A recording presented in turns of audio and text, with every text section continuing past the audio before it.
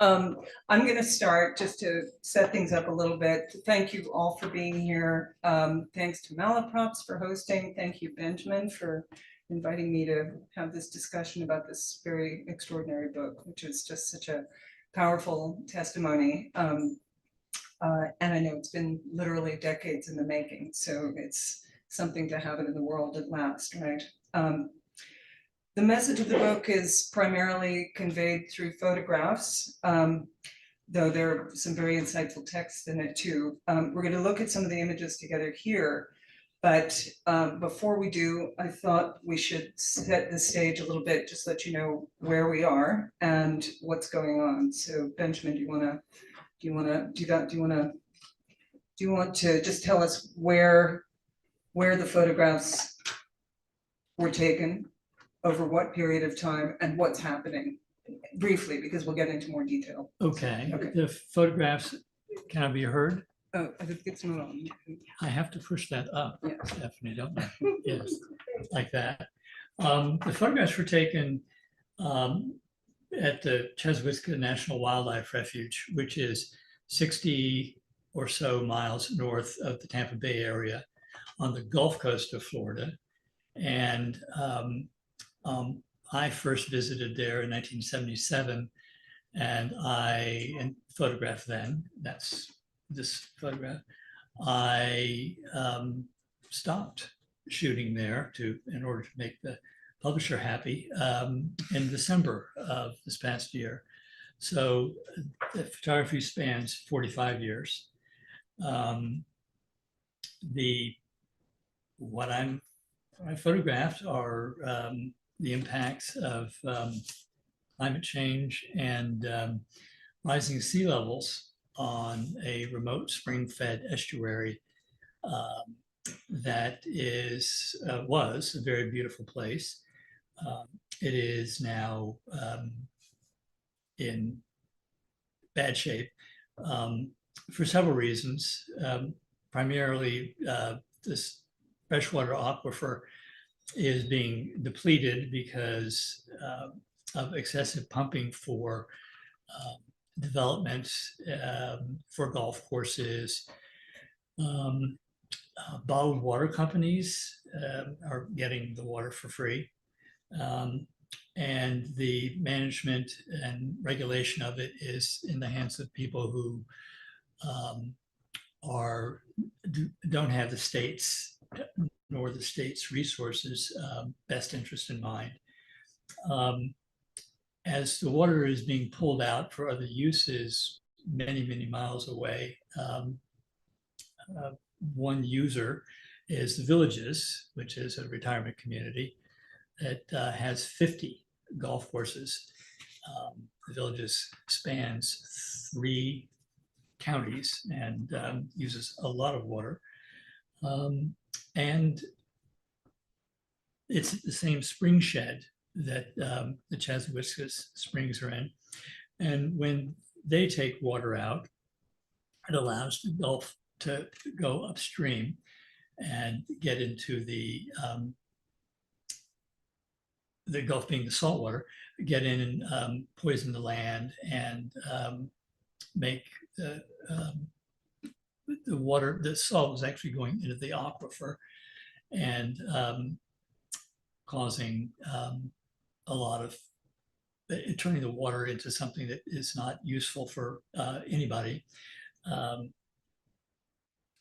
Should we show some of this? I'm happy to. Yeah. I was going to talk about nitrates. But, yeah, no, please. Yeah, I'm sorry. A last thing that is causing a lot of the problem is nitrate, which is basically a fertilizer. And I don't have it in for the Villages, really, I don't. But with their 50 golf courses, they're adding a lot of nitrate to the aquifer, and that in turn causes algae to grow, and that causes a lot of damage to the life in the creeks. And it's also another source of nitrate is cattle and bad old septic tanks. So all of that's leaching into the aquifer. So it's really a book about this dying landscape, a whole dying ecosystem. Uh, and let's have a look at some of the images that do it. While we do, I'm going to read a little bit. It's Benjamin's book, but he needs to man the slides. So while he's doing that, I want to read a bit from one of the essays in the book, which is by Alison Nordstrom, who's a wonderful writer, great photo curator also.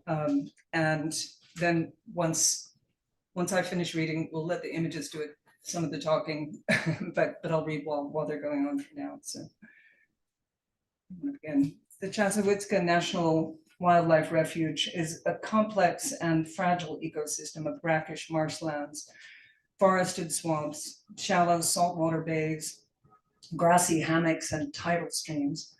The dominant motifs of both place and picture are water and plant life, presented photographically as an appealing tangle of light and dark that is more Jackson Pollock than field guide.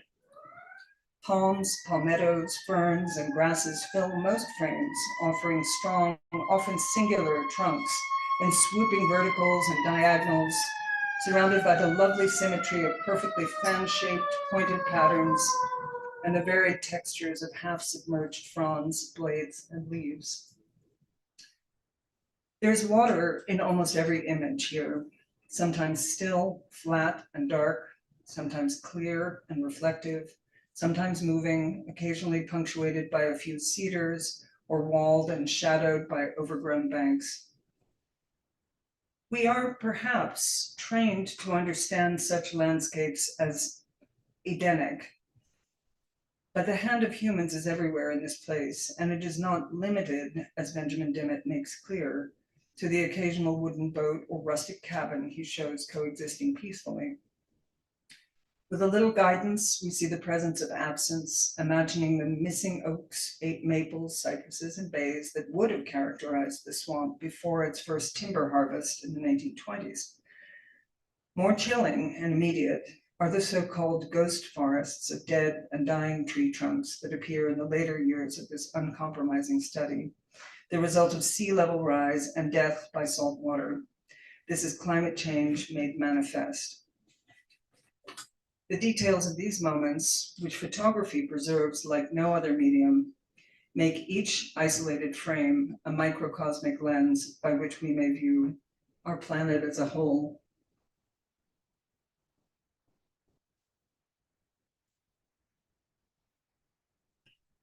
This is the last of the diptychs.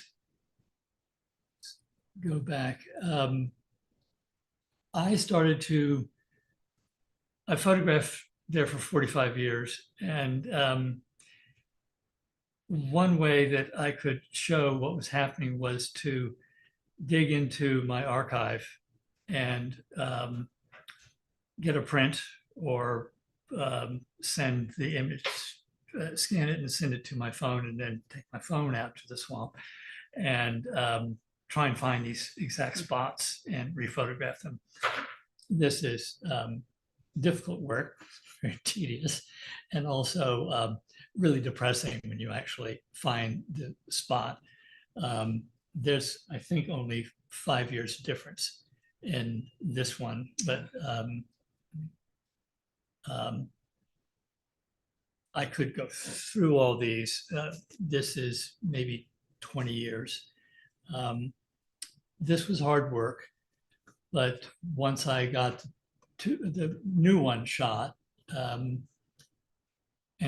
joined them in Photoshop, the two of them became one grim fact. And this is kind of, I felt from the beginning when a publisher started talking to me that this was the backbone of the whole project. It's like looking at a skeleton. The second images, you know, it's really so striking to see those pairings, I think, really.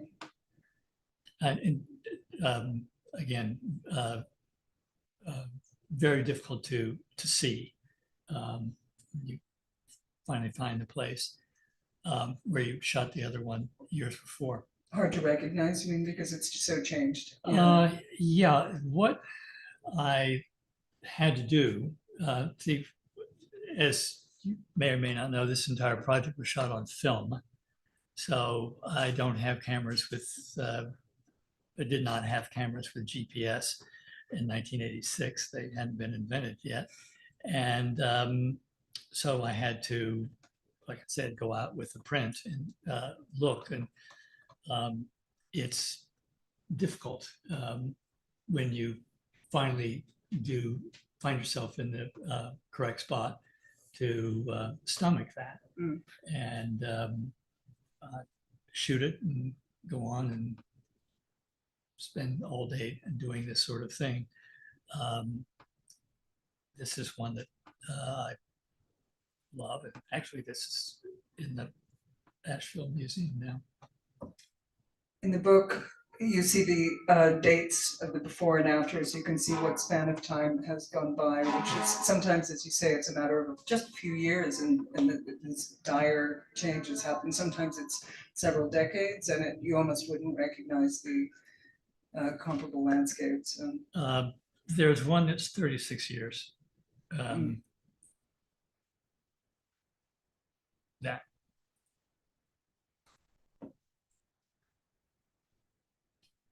It was really easy to find the right spot to put myself back at the same place. This is off script, but just to say, I love the fact that those diptychs are there, but I'm glad that they're not the only thing that this book is about. You know, that there's so much just to focus on in the individual images as well. So it's a beautifully paced book, I have to say. Really, very well done. You mean the sequencing? Sequencing and the pacing of the drama that we're looking at, you know. This one was shot at a friend's cabin. He had moved from St. Petersburg up to the swamp, and a lot of people had second homes there, shacks really, because the Bay Area, the Tampa Bay Area, is still getting overbuilt, and they would go build their homes and want to have access to some shade and someplace cool. And when I was visiting this guy, he's reached back with his hand and gestured up at this and said, "How do you like my canopy now?" As he built his cabin in the shade, and it's gone. Often when one of these trees goes down, it'll take others with it. This was, the background was incredibly lush. And this is from 2021.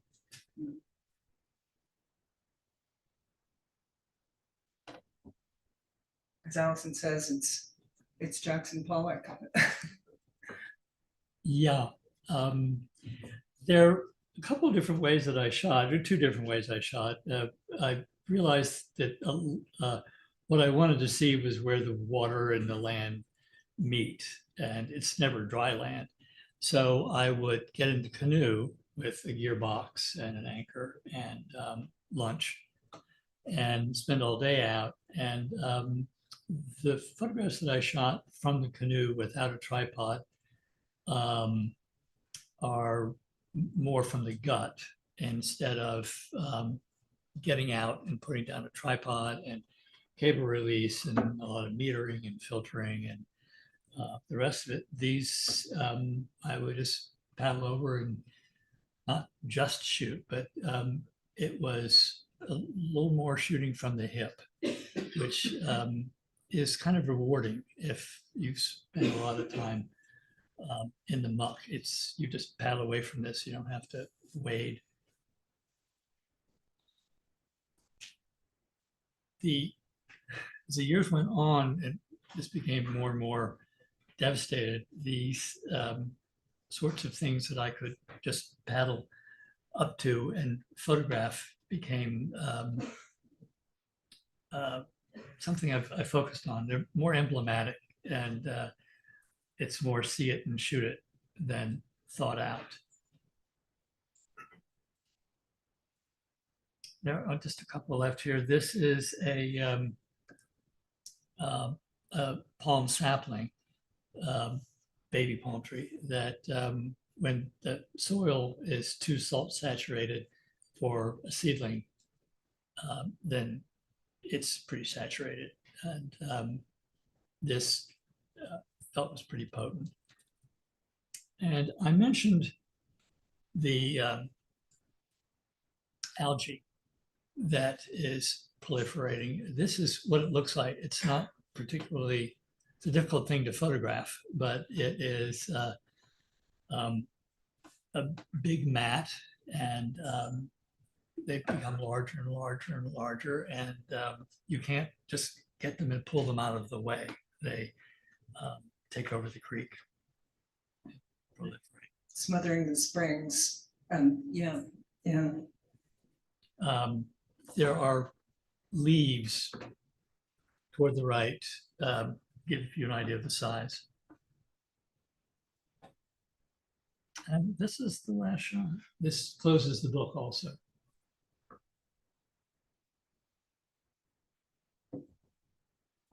Said it before, they're chilling. They really are. It's chilling work, I think. I had been asked about fog. Somewhere in here. Yeah. Somewhere in here. Yeah, my question was the danger of making beautiful images when what you're looking at is kind of like a war zone, and what drives that, and how do you feel about it? Yeah. I'll go backwards. The fog, this comes out of the book, and it's a little easier for me to read than to try and talk about my feelings. Early in the project, I avoided photographing in the frequent winter fog. Yeah, there you go. Because those images are by nature less clear. Fog also carries connotations of prettiness, romanticism, and sentimentality. The fog, though, is part of these wetlands. The air is as wet as the water, and the land is as wet as the creeks. I've come to see the swamp fog as a metaphor for the evolving future of these wetlands. It alludes to the slow disappearance of the landscape. And I had to embrace it and live with it. It's there. I photograph there mostly in the winter because I know Florida sun, and you don't want to be there in the summer, and you want to be there when the sun is lower in the sky. As far as beauty, right? Beauty, I don't know if this is a beautiful photograph. I had been photographing there in earnest since the 80s, and really started a project in 2004. I was not interested when I saw this place beginning to die off in making ugly photographs. And it went through my mind like that. How are you going to approach this? And that was one of the reasons why I would take some of these prints and show them to friends and to critique groups. Is I'm not sure how I'm doing this. I'm comfortable making photographs that appear to be beautiful of something that's horrible. And I don't wish to make ugly photographs because I don't know how, and I don't think that's particularly relevant. My guess is taking ugly photographs of something is doing this and not looking through the viewfinder. And as Robert Adams might say, I'm responsible for everything in the viewfinder. And I want to honor my subjects. So this is my native landscape. I was very fond, I still am fond of the place, but it doesn't resemble the place I knew. And if I'm making an elegy or a farewell, then I want to do a good job of that and make my subject be look, I don't want to say look good, but I want to honor. Some of this work was featured in 2018. Here we did a kind of citywide photo project called Photosphere, and this was, we had a tremendous show with Susan Patrice over at Dot Editions.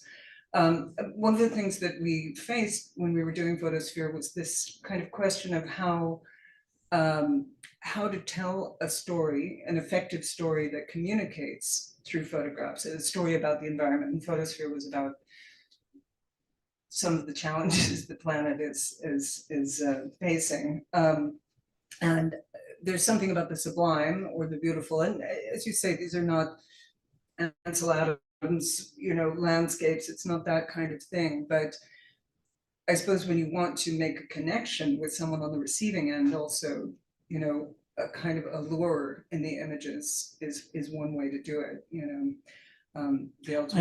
I agree. I'll say that making a beautiful photograph of something horrible, not necessarily ugly, but something damaged or ruined, is more difficult, I believe, than taking an ugly photograph of something that's horrible. And it was pointed out to me that if you want to make someone look at a photograph and draw their attention, right. It's better to make the object interesting looking or attractive. Indeed. I guess that's what good photography is. It's putting the hammer in a velvet glove. Right. Yeah. I wanted to hear, so yes, you're a Florida native. This is your native landscape to some degree. And you mentioned that you first encountered it in 1977. Do you want to read us a little bit about what that encounter was like? Do you have that? I have that. Okay. I mean, I'll mention you were there on a fishing trip with your brother. My brother and a friend, and they had no, just a friend had been there before. So this landscape was completely new to me. Let's see. My first visit, yes, was in 1977. I had never seen a place like this. It's a massive estuary. Crystal clear water rose up out of the springs, moved slowly for 5 miles through hardwood swamp and then through brackish marshes and out into saltwater bays. I grew up nearby in Clearwater, only 70 miles away, but this part of the Gulf of Mexico coastline was new to me. I had never seen a Florida coast without a beach or barrier island. I returned to Chassahowitzka with a companion to spend a day canoeing in 1985. We were dropped off at a small blue spring deep in a forest, and we paddled all day through shallow, pristine creeks and thick palm hammocks, returning to the launch ramp just before dark. I was captivated by this quintessentially Floridian environment. Around the same time, friends built a cabin on pilings at the edge of the wildlife refuge. I began visiting regularly to paddle and to photograph. In 2004, I began a photographic project titled Primitive Florida that explored low-lying areas in Florida that I felt were vulnerable to storms, rising seas, and development. Chassahowitzka became a favorite subject for that project. And you, when did you start, when did you dive into photography in general in your life? I mean, I had a Brownie and an Instamatic, and somewhere along the line, I think when I was 16, when I was 16, I won't say what year that was. My mother gave me a Pentax Spotmatic, so I finally had what I felt was a real camera. And then on to college, where setting foot in a dark room for the first time in, let's say, 1972. And 4 years of that, and then I moved to New York City. So you were already a photographer the very first time you saw this? Early Oh, 70s? yes. Yeah, okay, okay. Yeah. Right. Okay. That oops, never mind. That first photograph was taken in 1977 with the Pentax Spotmatic that I'd been given for my 16th birthday. I traded that in New York for a better camera. But it was your first grown-up camera. It was my first grown-up camera, yes. I do not still have it. I don't regret it. I traded it for a Nikon, so it's a step up.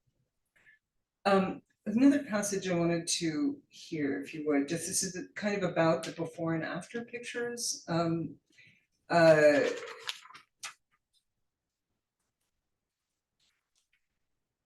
2014, yeah. Yeah. This is all in the book. In 2014, I began photographing in the salt-damaged sawgrass savannas and spring creeks at the Chassahowitzka as a way of examining and reckoning with the ecosystem loss and of understanding what was becoming of my native Florida. I narrowed my focus to a small, remote area that I love and know well. My intention in bearing witness to this loss has been to portray the ruined landscape with passion and beauty. To help document the progress of the saltwater intrusion, I re-photographed landscapes that I first photographed as much as 36 years ago. These re-photographic diptychs are difficult to produce since my old film cameras don't have GPS to guide me to the exact location of my archival photograph. Most often, I use the trees in the earlier photograph to help position myself for the follow-up. Unfortunately, the deforestation caused by rising sea levels has killed off many of these locator trees. When presented together, the two photographs become one grim fact. Absolutely. I know. And so it's important that those diptychs are there. Yes, you know, let me see. I don't have one in front of us, but let's go formally a little bit to your selection of doing everything in black and white here. I'll quote Allison again. She says, it eliminates extraneous noise, elevating core forms to their most abstract. So, and I I agree immeasurably with her, and was happy that she that was part of her essay.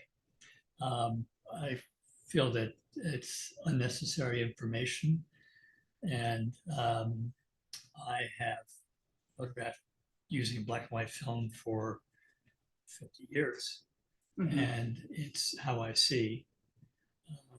And I wanted to just continue, or when I saw that these wetlands were dying, I did not recalibrate and say, I'm going to switch to color or anything along that line. I shot with the same tools as I had been using to photograph there since the early 80s.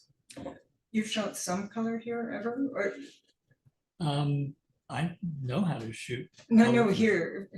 I mean, never. No. Wow, gosh, yeah. It's very... Well, pardon me. In my archives, do I have color? Right. Yeah, they're old slides. I have old slide film, and I was bringing up there. It's north of where I stay in Florida. I would bring to the swamp a digital camera when I would visit, but I don't really have a feel for that. And when it came time to select images for the book, I did not. It was clear. Your vision was clear. Yeah, I had I didn't even look at the digital photographs. I went right into my negative notebooks in the darkroom and start looking at contact sheets to find the before shots for the diptychs. Yeah, And right. had no, it didn't occur to me at all. So, 30 or 40 years of an archive is a big archive to sort through. We didn't go over, but that must have been quite a process, making those selections and digging through, It was. There were fun memories. The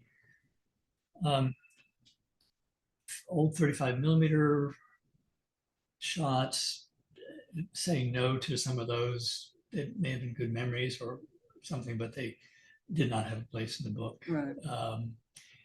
And making discoveries that I was happy to pull out. I did all the image selection for the book myself, Mhm. and had no, the University of Georgia Press, those of you who want to publish a book, it's really, at least with me, it's whatever I wanted. It's great to hear. Yeah, there are in the book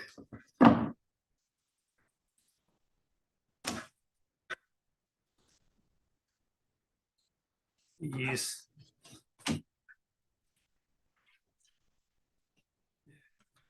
so big. Oh, fantastic gatefolds, yeah. Four image gatefolds, same place, shot 4 different times. There are 2 of these.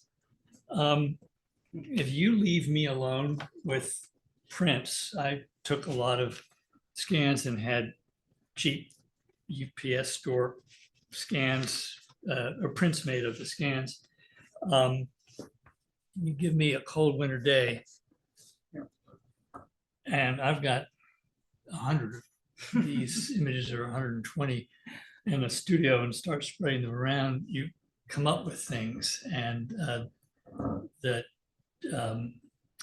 quadriptych or gatefold was an idea, and I wrote the press and I said, "Can I do that?" I said, so we like that. It's great, yeah, wonderful, The sequence is all mine. yeah. Nice, well, a beautiful job, really, really Thank you. well done. Okay, I'm gonna, sort of a last question, but it gets a little psychological. Do I have to talk about feelings? Yeah, talk about feelings. No, not necessarily, but a number of years ago, I had a conversation with the Don McCullen, great war photographer, and he's well known. He's kind of a cynic about the effects of photography in dire situations. He's photographed, the AIDS epidemic. He's photographed poverty in Africa and a lot of wars. He also says that the toll on him has been terrible. He says, "I don't think you can be detached. I've come away from these places each time with a little bit of damage multiplied by damage." So, to end on an up note, how does it affect a photographer to look at this kind of devastation over all this time, see this ecosystem in decline? It's a place you know well and love. I imagine it's been like documenting a long, slow demise. Yes, that's exactly what it's been. And I don't think I will know much about the impact it's had on me until years have gone by. The last 3.5 years that I've worked on the book coincided with COVID. That much I know. So I shut myself up and I did a book. And I have a commitment to the subject, have felt that I had a commitment to the subject to make work that showed that this is going on, and that it's going on now, and that it will be, it's going on in low-lying coasts all around the world. So I won't say kept my head down, because I didn't keep my head down. I kept my eyes open and went down there probably times, I think it is, since 2014, to continue shooting the project. And I would probably still be shooting the project if I didn't have a publisher saying, we need to move on to the next thing. An end point, right. Well, I'll find out. My dating life is going down the tank. we have more questions if we want, but we can, or should we open it up, do you think, to? Yeah, let's see if we have any audience Sure. questions. Okay. Yeah, so Great. we've got one right in front here. Yes. So Benjamin, Florida is unbelievably flat, and so it looks as though a lot with your images, you're instead of seeing in terms of distance and getting perspective, often you're sort of going vertically. So you've got the water, and then you've got the trees, and there's almost like a lot of the mirror shots and stuff like that. But I guess because you're working in black and white, you can work with values and kind of play with that. But it seems as though you're sort of almost trying to go 2D versus 3D or some weird combination. I am using only a couple of different lenses. They may flatten things. There are sometimes, there are 85 photographs, I think, in the book, and we just saw 30 of them. There are some in some forests and other places where there's more depth. It's a difficult subject to photograph, and I try not to have a formula. I like this pace of shooting with the tripod and cable release. It's more meditative, but I don't really have a structure or a compositional theme that I'm using. I was given a lens that I never use. Someone knew someone whose sister had passed away, and she had a bag full of Hasselblad gear, and they gave it to me. And the only thing I used was a 250 millimeter telephoto lens. It's not how I see at all, but I included one of them in the book just because I thought it was a nice spread. It's not preconceived. We have a question from the at-home audience. And Dennis asks, have you noticed any area that has not changed? And also, what needs to be done to reverse the damage? If you go very close to the spring heads, you will see there that the damage is less evident.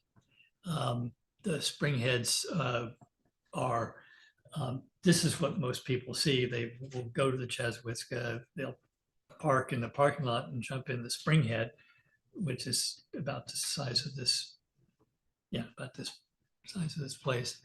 And they'll say there's nothing wrong here, but that's the hole in the earth where the fresh water is, where the spring water is surging out. Where I've been photographing for all these years is remote, and it is not, it's very salty there. As far as reversing it, the cat's out of the bag. There's no stopping this. It sounds like a runaway train, but it is. The sea level rise is for real happening. That kind of segues into something. Well, we asked, one of the contributors to the book is Matthew McCarthy, who's a scientist, who, and I said, Benjamin, is there any hope for Chassahowitzka? And he sent the question to Matthew, who said the answer is no.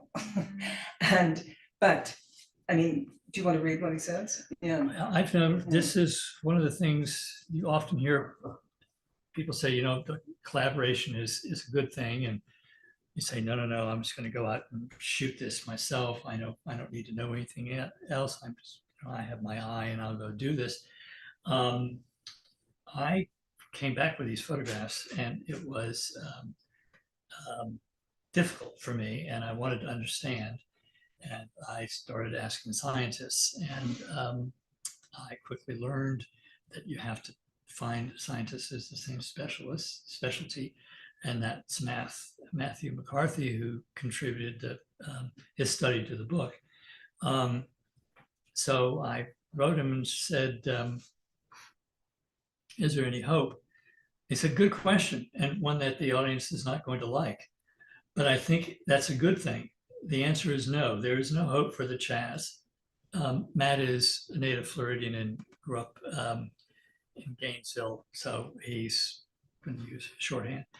There is no hope for the Chaz or for the Big Bend, which is that stretch of the Florida coast, or really, this is the most important, or from most low-lying coastal regions of the world. They will continue to experience some degree of degradation no matter what we do. The only question is how bad will it get and how fast, which is the same question for the global climate. The answer depends on what we decide to do. There is no happy ending here unless we act, and therefore I see the book as a vital call to action. It's been all too easy to ignore the future predictions and the extreme event warning signs as far off possibilities and outlier events that occasionally happen. Sea level rise will not stop for some time, and by that, like 10,000 years or maybe 8,000 years. So if we want to protect as much as we can, the global community at the highest level, political levels, has to take action. It's important to clarify that the onus is not on the individual to do something. We know that the effect is minimal and it detracts attention from the biggest contributors to global warming. Federal governments are the only entities big enough to make a difference. The good news is that they have already made big enough pledges to have a significant impact on emissions and long-term sea level rise, but we have to hold them accountable. That's the only way we can effectively save what will remain of our once pristine coasts. So our action is to hold them accountable. Yes, and do work like this. We do have one other question from the at-home audience, and then we will have time for another question from the in-store as well. And then we can wrap up if that works for you all. Okay. So Bridget asks, hi Benjamin, I took note of you saying how you didn't consider any of the digital images you had made in this environment.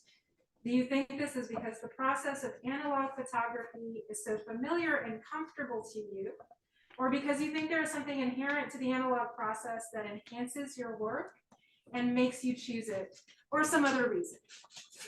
Why analog for this over any digital? I have, what did we, how many years have I been photographing now? 45 years worth of archives with film, black and white and slides. What I've shot with the digital camera only goes back to, I don't know, maybe 2000. When did digital cameras and do I care? I don't really care. Maybe 15 years, 10 years, maybe 10 years. And I don't think I ever took that camera seriously, or digital photography. I use it for jobs, which means you have to do it well and do it right. You have to know Photoshop and or Lightroom and the rest of it. But I looked at them on the monitor and didn't think they were anything I wanted to get involved with and commit to the book. They seem more like snapshots. Maybe that's how I treated it, how I treat the camera. So we're almost at the top of the hour. If there's one more quick question, we can go ahead and ask that. There's also going to be a little signing line, so that's a chance as well. Other questions? Yeah. Any more questions in the house? Yes, Anne. First of all, photographs are beautiful, and I love how quiet they are. But I kept thinking, did you notice a difference in the wildlife from when you were first there to more recently? Was there less, alligators and osprey and all those kinds of things, or I think there has been less. The Chassahowitzka was created as a national wildlife refuge, and that was for hunters to shoot birds. So there are those who keep track of the birds that are coming and migrating down there. And different birds are stopping there now. And ones that used to come aren't coming there anymore. And there are various reasons. And one of them are whooping cranes, which need to put their nests up at the top of dead trees. And their trees keep falling down. I've watched porpoises schooling up fish, snook. It's an amazing thing to watch. Just in January, in December when I was down there. So that's still happening. And there's still plenty of alligators. But I think what's begun to be lost are the smaller fish and even smaller fish that live with them underneath the algae mats. They're not there anymore. You would see them swim away as you paddled, but the mats are becoming huge. And when the tide goes out, it's coastal. The riverside is all chartreuse from the algae. So kind of yes and no. If you wanted to look for bear, one of the good old boys who's got a cabin up the creek set up game cams, and I could ask him next time I go I'm curious whether the bears still come, because I don't know exactly well, I do know what bears eat because they come and eat my apples. But what bears down there eat, I don't know. So since we're almost at 7, and I know we've got other things that folks are having to do this evening, I'll just invite final words from both of you before we go to book signing. I'll just say a quick thank you again. Thank you for an amazing you. book. Oh. It's quite a powerful thing that you've done. So thanks. Thank you. And I want to thank everyone for coming out in this brutal evening.